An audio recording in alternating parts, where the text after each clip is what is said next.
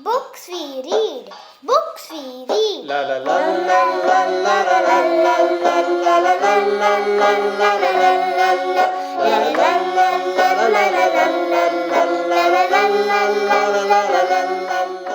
Ever seen a pond full of fish and thought, what if we played like that? Imagine writing a story about that. Where would your imagination take you? To discover more about this story, check out the link provided in the description below. Now, allow me to introduce our guest today. Hey guys, welcome to Between the Pages. Today we're joined by Niom, who's 24 years old and has been homeschooled his whole life. Today's episode is special because Niom isn't here with a book that he read, but a story he wrote himself. Today he also shares a unique method of writing that's different from the usual English spellings we use. To learn more, stay tuned. Let's welcome Niom. If you like today's discussion, make sure to hit that subscribe button. And if you would like to come on our show as a guest, fill out the form. The link is in the description below. Hello Niom, welcome to Between the Pages. How are you? I'm great. Can you tell us more about yourself? Sure. So my name is Niom Samson. I'm a 24-year-old unschooler from Pune, and I like music. I like dance. I like math. I like philosophy, and most of all, I love to play. That's actually what I do for a living. I'm a play facilitator, and I bring all of these elements into play. I think a lot of people who work with play is kind of a medium, and they have another goal, another objective, which they meet through play. For me, it's kind of the opposite, right? Like my objective is play, and whether I do that through learning, through music, through math, through whatever it is, the objective is to reach that state of flow and that state of play. I see. And you're not here with a book today, and I see that you've come here with a story that you've written. So Yes, that's right. so can you tell us what inspired you to write that story? And because you don't read a lot of books, was it really easy to write that book? I mean, the story. Yeah, sure. So the story is basically around play itself, play in games, and how children have the capacity to just like spontaneously come up with ideas of how to like design games. And it's also a little bit about my experience as a child wanting more out of the games that are played, right? Like wanting to maybe change them and create something new. So that's the inspiration. And in terms of how easy it was to write, um, I think I just have these phases where I take up a new interest and I just like go with it. So like when I pick up a new instrument, I just spend some time tinkering around with it. I usually don't look up any tutorials or how to do things the right way, and I just learn my own way of doing it. So yeah, that way it won't be the same as like a professional writer writing a story. It'll just be a person playing with story elements, playing with words. Yeah. I see. So, despite not reading books frequently, you've managed to create a very engaging narrative. And your story also highlights the importance of creativity and inventiveness. So, how do you think fostering creativity in children's literature can benefit young readers?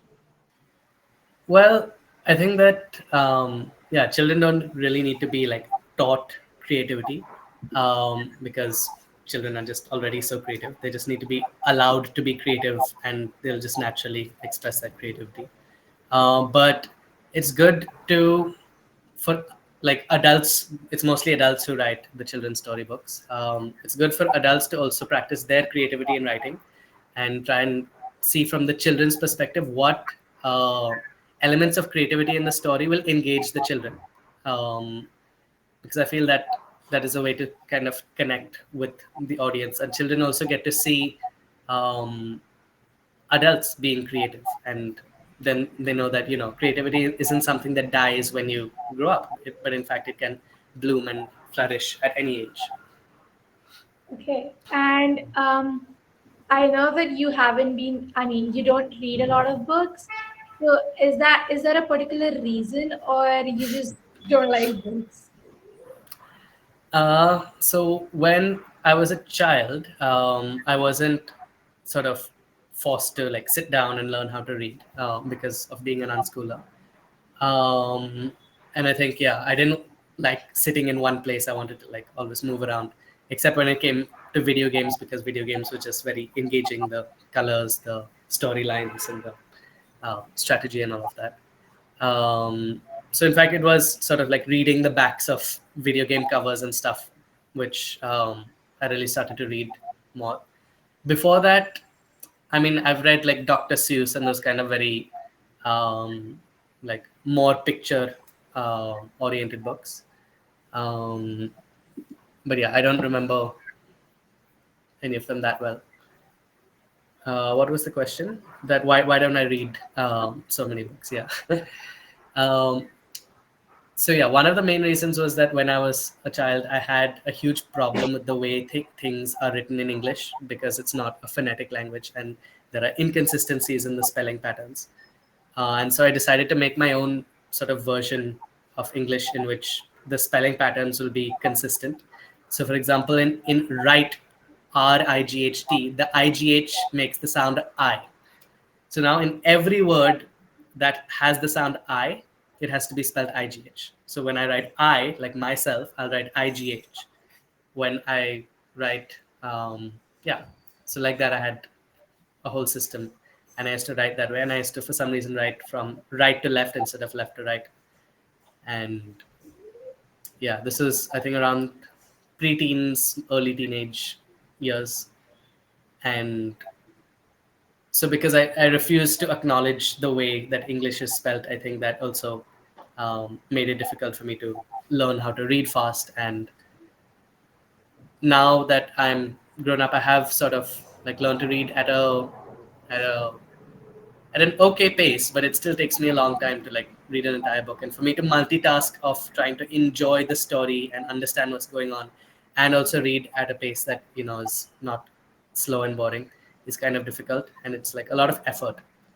And it's a lot easier to consume stories where there's visuals and audio and things going on. I see.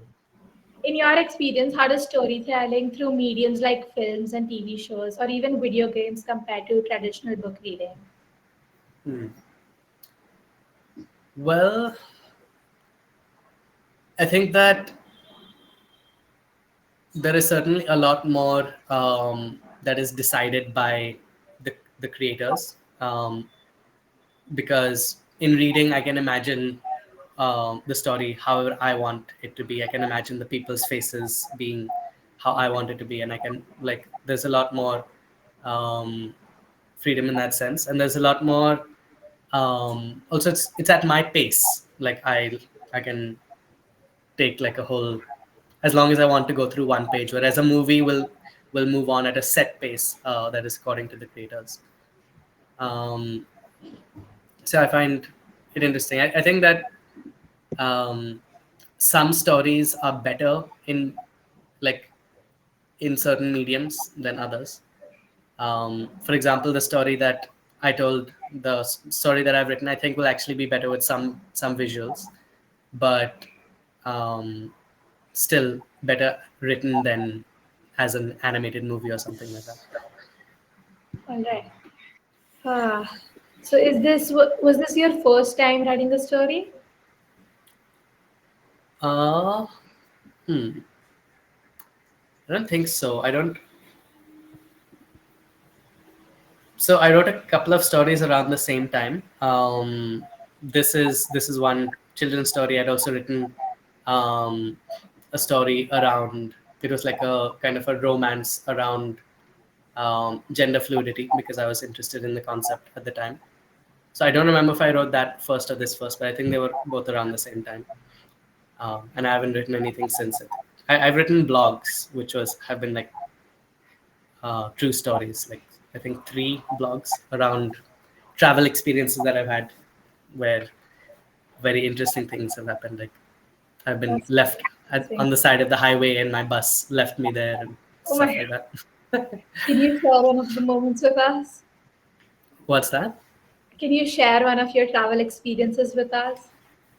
Okay, so yeah, the bus incident was basically I had gone to Madhya Pradesh for an event by my friends, and on the way back, I had like a keyboard, like a piano, electric keyboard, um, and like my backpacks and like my luggage, and the bus that I was in broke down, and so we had to be shifted to another bus where we had to stand, and I had an upset stomach, so I had to go to the loo.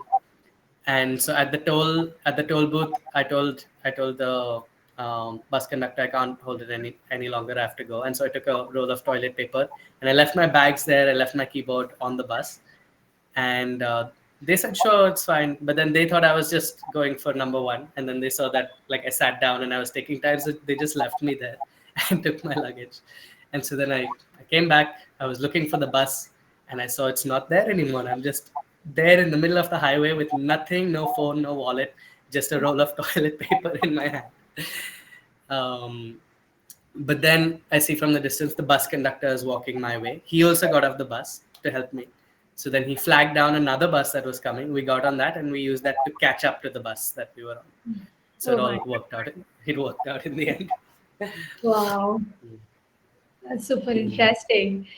So, is there any questions you would like to ask me? Sure. Like, where did the idea come to hold a podcast, and how did the love of reading and books start?